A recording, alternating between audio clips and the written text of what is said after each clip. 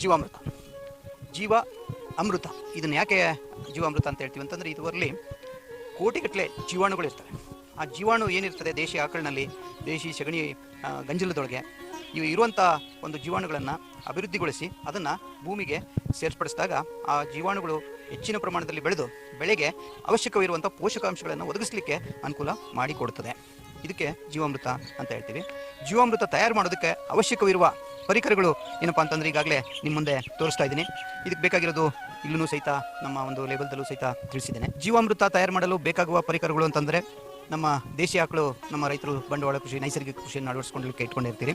ಇದರಲ್ಲಿ ದೇಶಿ ಆಕಳ ಸಗಣಿ 10 ಕಿಲೋಗ್ರಾಮ್ 1 ಎಕರೆಗೆ ಬಳಸುವಂಥ ಪ್ರಮಾಣ. ನಂತರ 10 ಲೀಟರ್ ದೇಶಿ ಆಕಳ ಮೂತ್ರ ಗಂಜಲ.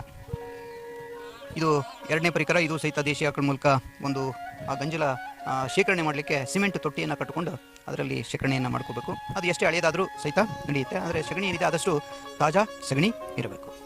ಇನ್ನು ಮೂರನೇ ಪರಿಕರ ಅಂತಂದರೆ, ಮೂರನೇ ಪರಿಕರ ಅವಶ್ಯಕವಾಗಿರೋದು ಅಂತಂದರೆ ಬೆಲ್ಲ. ಬೆಲ್ಲದಲ್ಲೂ ಸಹಿತ ಸಾವಯವ ಬೆಲ್ಲ ಇರಬೇಕು. ಸಾವಯವ ಬೆಲ್ಲ ಏನಪ್ಪ ಅಂತಂದರೆ ಕಪ್ಪು ಬೆಲ್ಲ ಅಂತಲೂ ಹೇಳ್ತೀವಿ.